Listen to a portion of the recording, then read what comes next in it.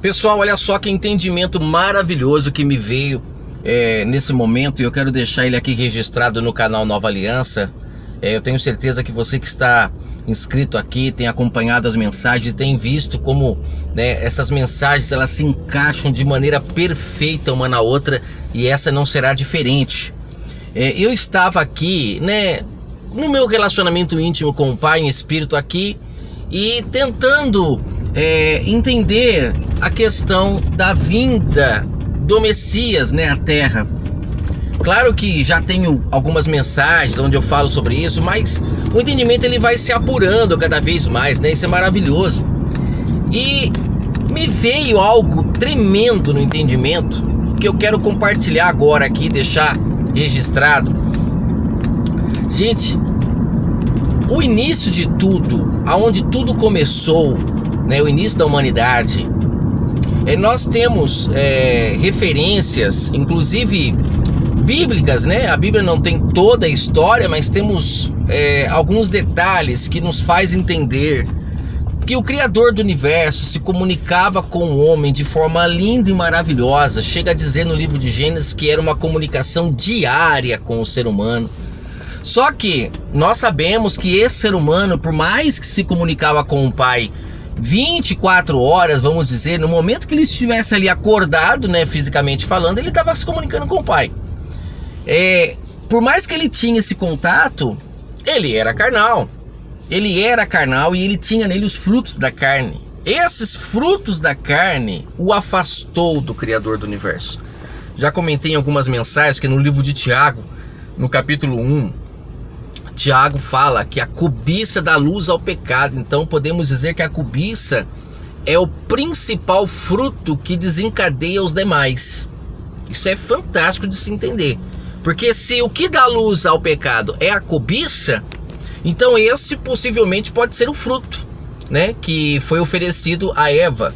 A maldade que estava dentro dela, da sua carne, ofereceu a ela coisas, né, a qual ela aceitou, e com isso a comunicação com o Altíssimo se perdeu.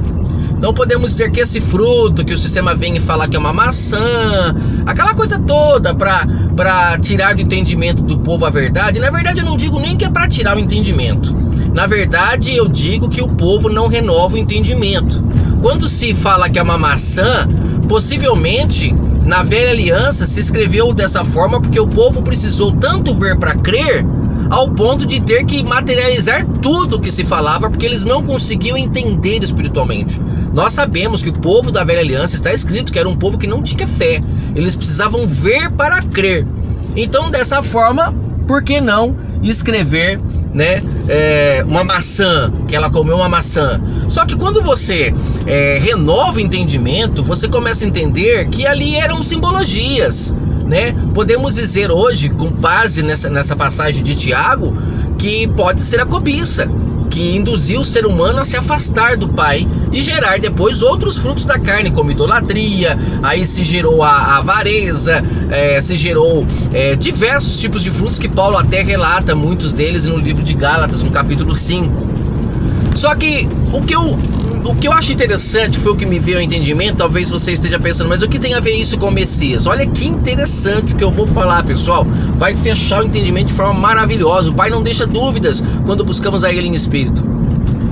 Quando o homem se perde e se afasta do Pai por causa dos seus desejos carnais, ele não ouve mais a voz do Pai. Por muitos e muitos anos, o homem ficou sem ouvir a voz do Pai e foi se entregando às suas carnalidades cada vez mais e mais e mais e mais, se aprofundando na lama, no poço, na prostituição espiritual, vamos falar assim. Não se ouvia mais a voz do Pai. Começou a se levantar então muitas pessoas falando por ele, que era ele que estava falando, e o povo começou a seguir então os seus guias humanos, né? Começaram a levantar deuses feitos de pedra, de gesso, com seus cães gulosos por detrás desses gessos, porque nós sabemos que um gesso por si só ele não lucra com nada.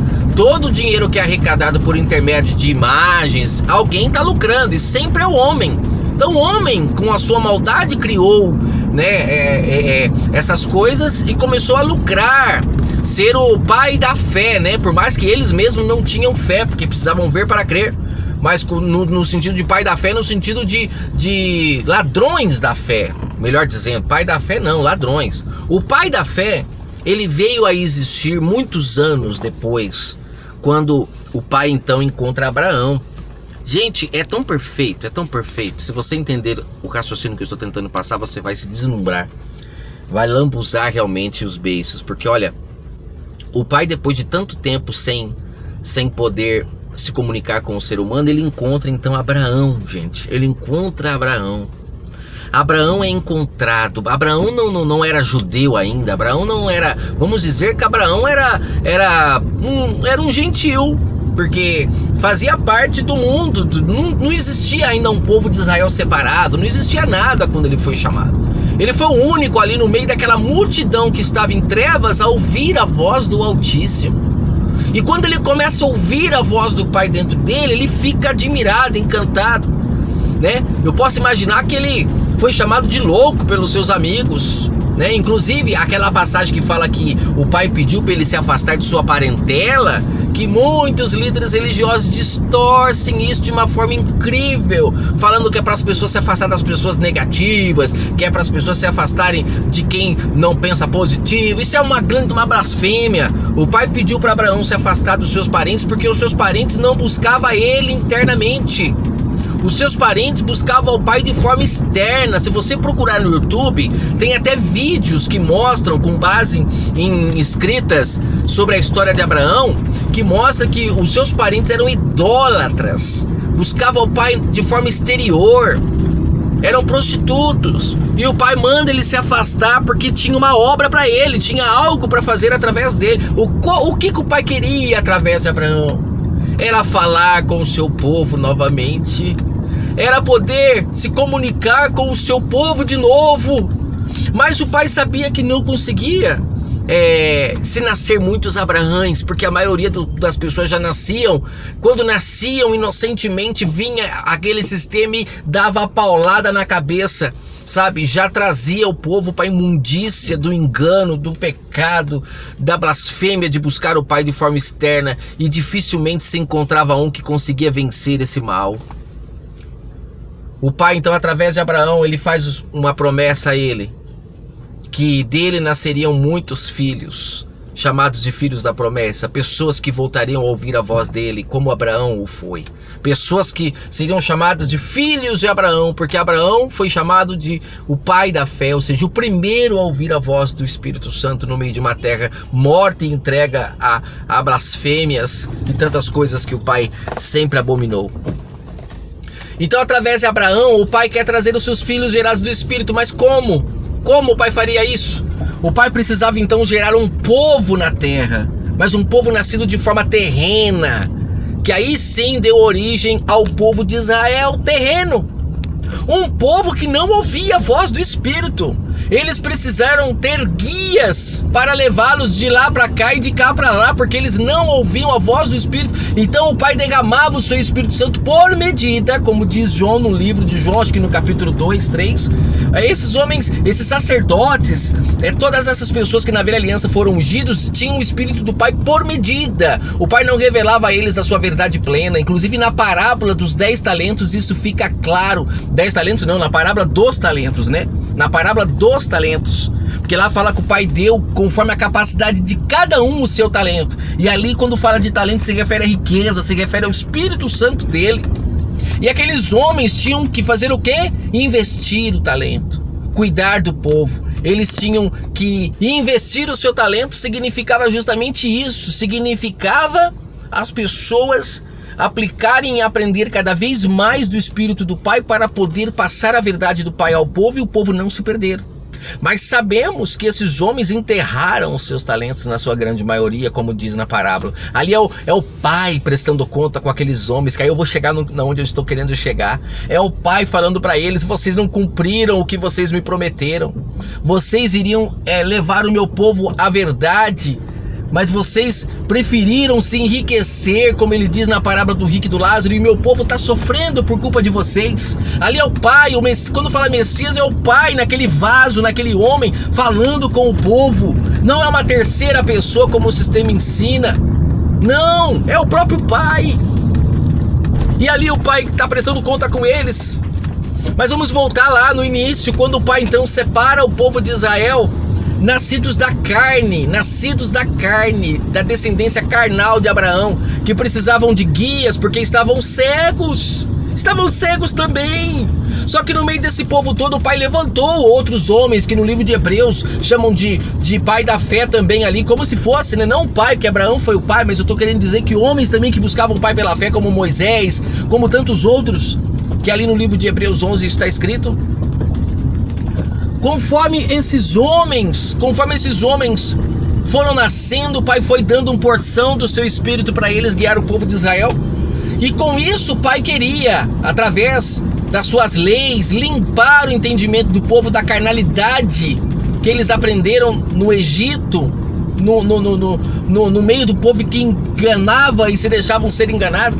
O Pai queria limpar a mente desse povo para que ele pudesse vir e habitar na mente desse povo, porque o Pai é santo e não podia habitar em um entendimento todo corrompido e sujo. Oh, meu Pai amado, como é maravilhoso entender a sua verdade. O Pai então, ele começa a fazer essa obra no meio de Israel, e ele protege Israel, ele separa Israel do restante do mundo, e ele começa a levantar homens para cuidar do seu povo. Inclusive, existe passagem que diz: ensina o caminho que a criança deve andar, e ali ensinar o caminho que a criança deve andar. A criança era Israel, era o povo que precisava de leis, de babás, como Paulo fala no livro de Romanos, de tutores, de guias, porque eram bebezinhos. Por isso que tinha essas leis para eles. Era o Pai que estava materializando o seu reino na terra. Para quê? Agora vem a cartada final, para que ele pudesse vir ao mundo e falar com o povo novamente. O povo não ouvia mais a sua voz, e ele então tem um plano de salvação. Eu vou descer lá, eu vou falar com o meu povo. Se eles não me ouvem no entendimento, então eu vou descer, vou ser como um deles e vou falar com o meu povo. Aquele que ouvir a minha voz me seguirá, será minha ovelha, porque eu sou o bom pastor e eu quero meus filhos de volta comigo. E ele então vem e fala: oh, meu Pai amado, quem quiser ouvir a minha voz, me busque em espírito, porque lá me ouvirão. Abandonem os templos, os montes, porque eu quero me casar com todo aquele que de fato quiser ouvir a minha voz, e serão minhas ovelhas, meus discípulos, aqueles a quem eu desci na terra e formei, pessoas a quem entenderam a mensagem e praticaram a mensagem. E isso está se propagando há mais de 2000 anos, mas infelizmente muitas pessoas ainda estão perdidas, porque não dão ouvido à voz do Espírito e continuam seguindo homens, guias, como ainda cegos, como ainda surdos, como ainda paralíticos, como ainda entregue à prostituição, não buscando o Pai por dentro, mas por fora. Mesmo depois de todo esse plano de vir à terra, trazer o homem novamente para si, para buscar em espírito, mesmo depois de tudo isso, aqueles homens que o mataram, chamados de lavradores, a qual lá no passado haviam recebido o seu espírito para guiar o povo, mas agora foram cegos ao ponto de crucificar aquele mesmo espírito que no início foi derramado a eles. Agora esse homem que carregava o espírito do Pai estava sendo morto, estava sendo crucificado. Mas o Pai já havia trazido a sua mensagem, o Pai já havia dito o que ele precisava do ser humano. E então ele volta para o seu trono, aguardando que todos aqueles que derem ouvido à sua voz e abandonarem os lavradores, aqueles mesmos que o mataram, queriam viver de sua herança, que iam lucrar com a sua palavra, todos aqueles que abandonassem esses homens para buscar o Pai em espírito, essas pessoas então voltariam ao trono da graça e beberiam diretamente da fonte, não água mais contaminada, mas água pura, e se transformariam em pessoas melhores, salvas pela fé, ou seja, como Abraão se salvou, buscando o Pai no Espírito, não precisando de ter guias, não precisando de ter lugares para buscar o Pai, não precisando ver para crer, mas sim buscando a Ele em espírito e em verdade. E assim como o Pai da fé foi Abraão, os filhos de Abraão também precisam ser assim, pessoas salvas como ele o foi, porque o Pai é eterno, é maravilhoso e quer que os seus filhos voltem ao paraíso, a buscá-lo em espírito e em verdade. É só assim que a terra voltará a ser um paraíso. Que o Eterno abençoe sua vida e que você possa ter entendido o porquê da vinda do Messias. Ele veio para falar com a humanidade novamente que estava surda, não ouvia a sua voz. Por isso que ele dizia a todo momento que aqueles homens estavam surdos, que as pessoas estavam surdas, estavam cegas. Ele estava curando a todos espiritualmente, por isso mataram.